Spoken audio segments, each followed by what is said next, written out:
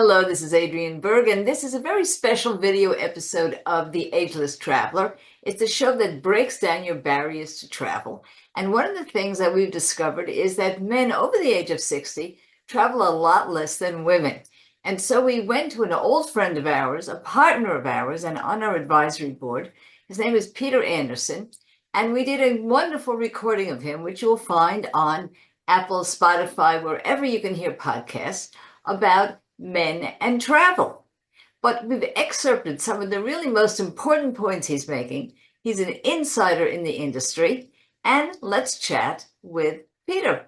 The way you travel is the way many men travel, and that is business travel. I've been a business traveler all my life, so women do the same. And one of the things that veteran travelers love to do, I call it sneaking away, but it's not really sneaking away, is going on a pre or post trip tour. And you've done that many times. So first, let's ask you, what's been your favorite? What something that you never would have seen if you didn't travel for business? Um, that's a hard one because there's been a It's lot. American, right? Yeah, But I would probably say the wine country of Southern Australia around Melbourne. right, right. Yeah. And it's one of those things that I have done. I've done work in the Melbourne region. And the challenge with traveling for work is it's very strategic and it's very focused. You know, you come in, you do your work, and you leave. Right. So if you're lucky enough to be able to carve a few days on either side, that's where you really get to understand the richness of the environment. And there was one time I was doing a project down there, and I carved out a little time and went to a hot mineral springs right on the peninsula, like on the bay of Melbourne, and there was lots and lots of vineyards around, and it was the tail wagging the dog. It was all of a sudden, this was the highlight of the trip, and the business was just sort of a side note to the whole thing. Well, now we want to get guys out there and traveling. So let's take a look at that aspect of it. Let's say they are already traveling for business. You talk a lot about the value of learning the culture around you so that you can actually be better in business if you're traveling. Explain what you mean about that. Well, every region, including the one you live in, has certain things that we take for granted. And there's and probably the easiest example is I spent a fair bit of time in both Japan and Germany. And in those areas, punctuality is next to godliness. Got You it. would never be 10 minutes late for anything in either of those societies. So you plan on getting lost time and you plan on what could go wrong time because you arrive 15 minutes early, because you might as well not even go to the meeting if you arrive 5 minutes late. So the culture gives some insight not only to the punctuality issues, but also to the preciseness of the people. So you want to be armed with facts and specific figures and empirical data as opposed to trends, unless they're supported by data, because the window about punctuality told me a whole lot about how the cultures think and where they give you credibility, where they become receptive, and so that was one area. Yeah, so what we're trying to say here is that on the motivational scale, particularly if you're a younger person and you are traveling and you're traveling for business, it really behooves you to take a look around and Absolutely. see what's going on in that culture. You'll have greater cultural competency. That's true of women and men, but since we're trying to motivate guys, so one thing is it helps your bottom line to travel. Now, and by the way, if you do have a family member like a spouse or a partner, you can take them with you. Many good conferences actually have special events for your partners. And then you've been involved with some of those too and created some of those. Tell us about that. Oh, absolutely. I mean, your partner can give you insight to the context, um, but especially if you're doing a long haul flight, you want to be able to justify the 12 hours on the plane, and so having a spouse or a partner or having somebody else who comes with you they don't want to sit in a hotel room, You or bet. if it's not what they're interested. And quite frankly, anybody can lie by a pool anywhere in the world. Right. So if you're going to be traveling, and taking advantage of the destination is a great way to justify the cost, the time, and you go away with um, a richness that you wouldn't have, you know. So I highly recommend it, and I think that your partners can also give you some insight as to how a society works. I see. And the reason I'm doing this topic, Travel Bros, is I see a tremendous trend toward catering to women. Everything from safety to solo travel to group travel to the camaraderie that women love to have, retreats, self exploration, lots of fem stuff. Anything like that for men, whether it's hotels, trips, or spas. Well, that's a great question, Adrian, and I would say we're getting more of that in the terms of wellness and in terms of um, wellness travel. And what that really is going to a place for exploration. Sometimes there are destinations that actually have wellness components, or the whole destination is built around wellness, and the cornerstones of your day are hiking, good nutrition, great massages, um, uh, learning how to take better care of yourself. And men are a little bit late to the party in that regard. I mean, the classic dynamic is that a woman will go with her girlfriend. Yes. She will then bring her boyfriend or husband along, and then they will incorporate either their business or their buddies into the travel. But you're right, it does start with the female perspective. I think women are a little more curious than men by and large. But men are starting to realize that there are health benefits, there are great ways to clear your mind. There is a curiosity there, that men embrace travel. There's another thing about kind of the male ego, that men like to do things to brag about them. That Something there that is you that. can compete on, yes. Yes. Competition.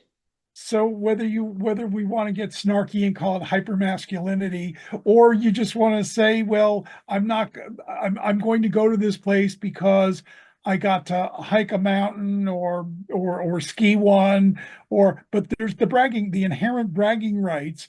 But in order to get there, you have to have the experience. So slowly the male traveler is kind of being wooed um, into travel. I wouldn't say for the wrong reason, but for a different reason than what female travelers historically do. And at the end, the means justify the end, because it was pretty amazing, what we get to experience, in spite of ourselves. Yeah, well, it's fun to listen to guys that travel because I walk a lot and I'm in walking and hiking groups. And many of them are in really tough hiking groups where they will go up very high mountains and so on together as a group. But what you will hear is there are 40 peaks. I made 37 of them.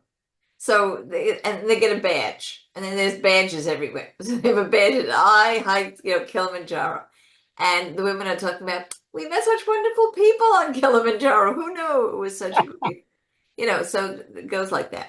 But now we'll go personal. For you, in terms of the wellness trips, because you really have not only gone on them, you've created some of them. I have. Yeah, and you've also gone to many, many wellness and global wellness conferences and been a speaker. So, what's impressing you right now in terms of wellness for men that require them to go to a spa, to travel, a destination? What's been impressive to you? I think what's impressive is the fact that it's becoming more and more comprehensive. That, for instance, you don't go just to hike up mountains. You don't go just for incredible vegan cuisine. But you kind of go for the experience, and it shows up in the food and beverage. It shows up in the full spectrum lighting in your guest room so that you get over jet lag more easily. It shows up in the kind of recreation you get to do. whether it's swimming or trainers at the gym, at the fitness facility, but it's not a one size fits all, and it hits you from a bunch of different directions. So what I love about these trends in wellness is that you're not going to a destination in order to have an experience. Well, I mean, you have that, but you go to the destination to also learn. And take And something home. and Yeah. you take it home. So whether it's half a dozen cooking classes or a way to enhance your workouts, all of a sudden you're having that travel experience in your staycation on the weekends while you're working. So I'm finding that the industry is giving value. Now, no, what's it, Different kind of giving value. value to the consumers? The great thing is, so you're not spending $10,000 to go away for a week to have an experience. You're investing $10,000 in tuition to not only have the experience, but to enrich your life when you leave that experience. Yeah, I think that there's a good discussion we could have as a panel. We ought to do this, which is psychologically, there are people who are travelers like me who really go to see something. It's purely curiosity. I want to know what that looks like.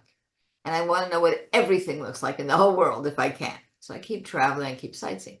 But then there are people who have to have a different kind of value to their trip. They don't so much enjoy getting there and even being there. They want to do what you're talking about, which is take something home. And that appeals to a lot of men. Now, let me switch gears completely on this one. Oh, I did want to ask you, we had talked about cryonics as a new thing in wellness where people actually go and get frozen for a couple of minutes and then they come back out. Uh, Mhm. when I last time I went to a world-class spa that had that, I saw many more men doing that than women. So is that one of the new, let's say, protocols that are available that seem to be more popular with men? Uh, Well, you know, it's interesting because the hot cold, I mean, basically the physiology behind it is that your blood vessels constrict. It increases blood flow. You get a sense of well-being. And they've been doing that with Knipe therapy and spas for 200 years. So this is a new variation of that. Now, whether it's more subscribed by men than by women, I really don't know. I mean, I am seeing ice baths. I right, mean, this is the next generation of ice baths. Um, and more spas have the the cold areas where you sit in for 2 or 3 minutes and whatnot. And there are devotees that have these tubs at home and they do them when they're not on vacation. right, Although I know of nobody that has a cryo booth in, for residential use, just for cost and upkeep. But I think it's a little more daring. It goes back to the bragging rights, but right. I also think there's a machismo factor, which may make it subscribe it more to men than women. And quite frankly, I've done it once, and I did it in one of the chambers where your head is sticking out of a nitrogen um, bath, for lack of a better word, Right. and the temperature goes down to 256 degrees Fahrenheit. You're in there for 3 minutes. um, I think the experience would have been stronger if it was actually the phone booth type where your whole body is in there.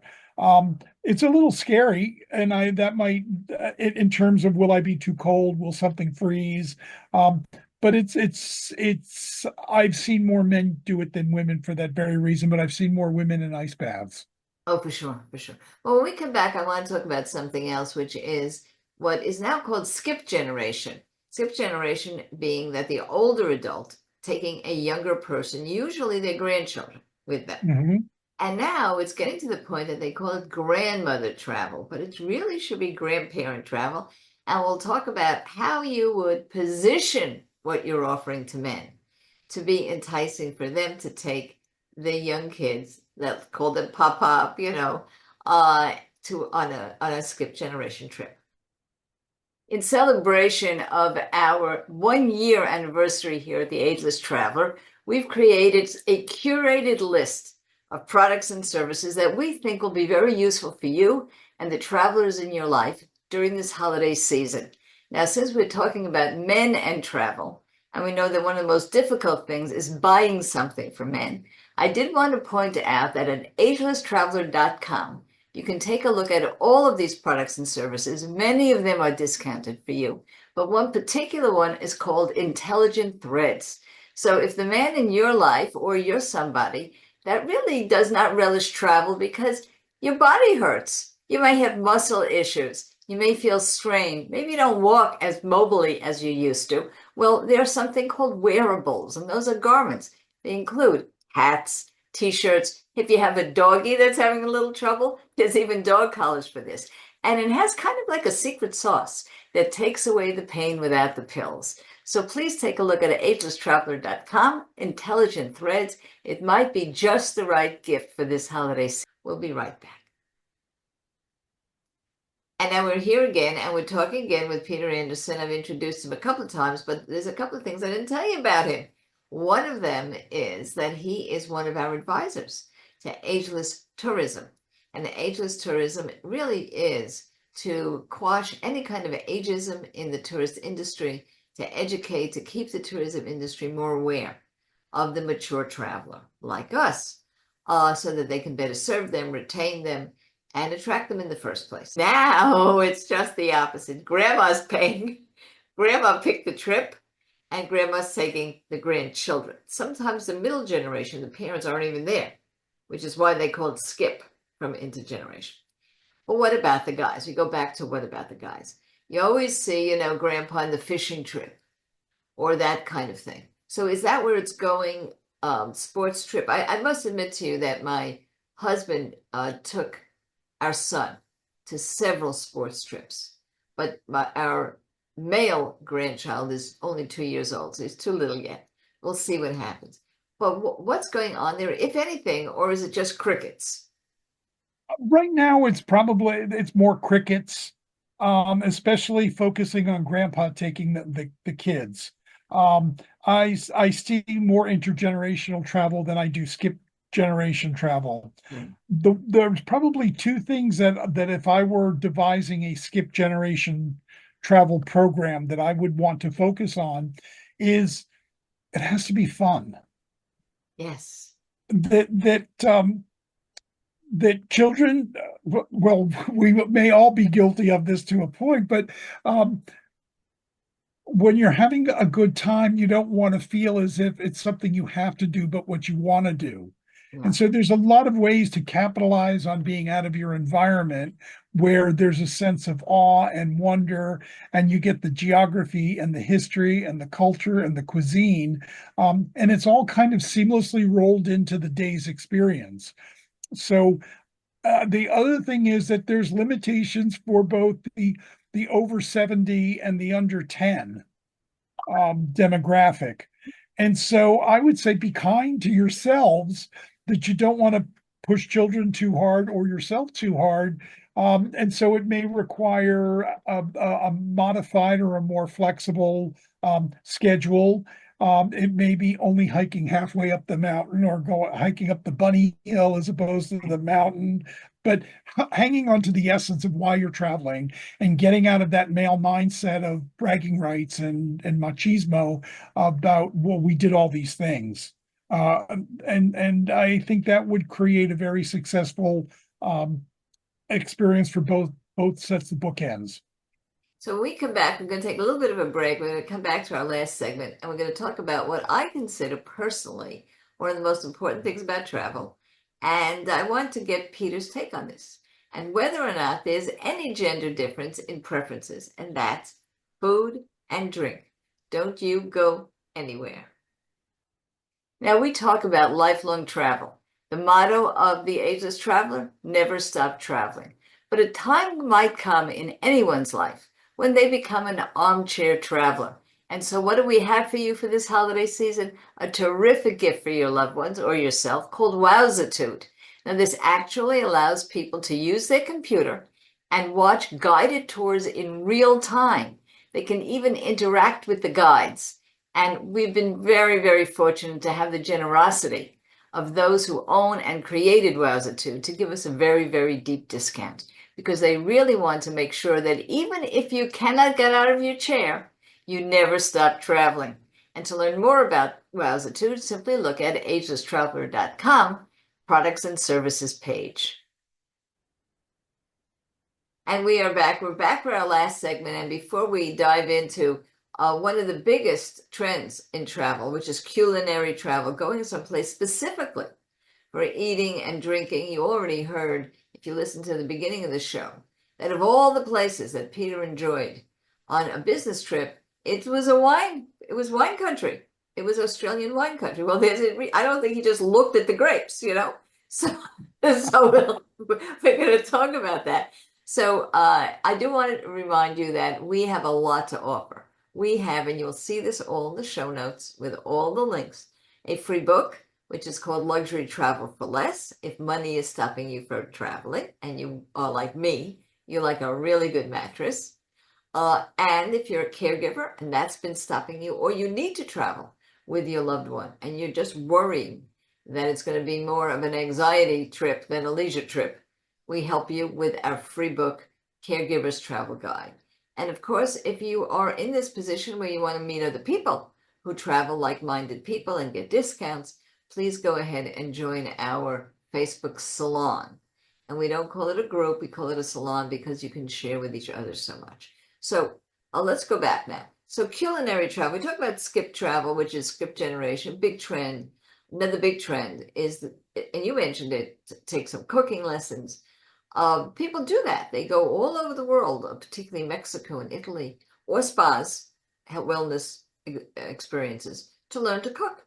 They also go to wine countries and they go to distilleries. It seems to me that this may be a man's thing as well as a woman's thing. That this might be the inroad. What do you have to say about those kinds of trips and the male traveler? Well, it's hard to have a negative opinion about good food. Yes. And quite frankly, I think the cuisine gives you so much of a window into the place. Years ago, I took a trip to Crete, Yes. and quite frankly, the whole idea of and this was when farm to table was just starting to become a bit of a buzzword in America. Well, nobody called it farm to table; they just called it restaurants over there. Right. And there were probably went to 25 restaurants in the week that I was there, and all the restaurants had the same food, more or less. Yes. But it's because you were eating seasonally. It was the summertime, it was August. Um, and and most of the food was grown locally. So there was no big hype about, well, this is what we're doing for you. This is just how we have lived for the last 5,000 years, and you're here for a week enjoying it. So the whole idea of cuisine as a hook gives you insight to so much of the climate, the topography, the farming, the livestock, the plant-based versus animal-based diets.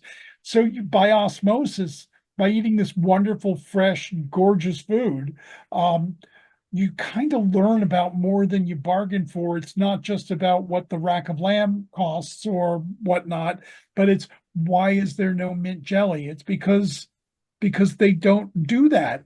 And so consequently, um, I think cuisine is a great way to showcase an environment.